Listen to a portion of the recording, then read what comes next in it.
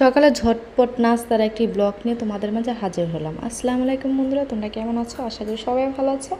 আলহামদুলিল্লাহ তোমাদের দয় অনেক ভালো আছি। তো আমি যেদিন সকালবেলা আমরা সবাই নাস্তা রুটি খাই, সেদিন আগের দিনকে রাত্রে কিন্তু আমি এরকম করে সব কিছু রেডি করে রাখি।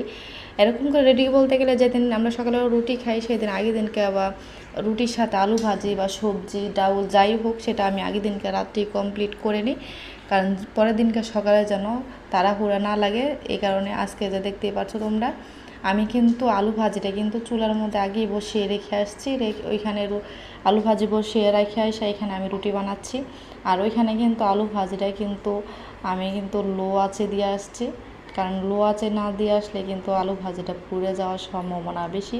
কারণ আমাদের মতো রাঁধুনি যারা আছে তারা তো সবাই জানি, কারণ আমরা সব সময় চেষ্টা করি মানে রান্নার বিষয়টা যত তাড়াতাড়ি করা যায়, তাই না?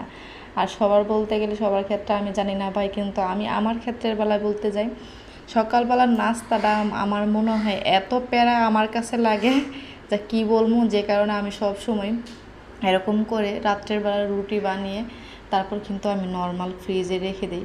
কারণ এভাবে কিন্তু ওই যে রুটি বানিয়ে সকালের জন্য নর্মাল ফ্রিজে রেখে দিলে কিন্তু ভালো থাকে। অনেকে আবার এটা পছন্দ করে না, কিন্তু যাদের বেলায় মানে তাড়াহুড়া বেশি লাগে তারা এই টিপসটা ফলো করতে পারো।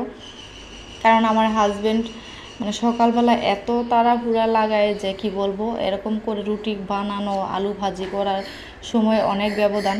যে কারণে আমি সব সময় আগের দিনকে রাত্রে এরকম করে সব কিছু রেডি করে রাখি। আর এই দেখো আমার রুটি বানানো শেষ। ওইদিকে দেখো আমি কিন্তু একবারে লো আঁচে দিয়ে আসছিলাম আলু ভাজিটা। দেখো সুন্দর হয়ে গেছে আমার আলু ভাজিটা। এখানে আমি আলু ভাজিটা কিন্তু এখন নামিয়ে ফেলবো, কারণ আলু ভাজিটা প্রায় অনেক সুন্দর হয়েছে।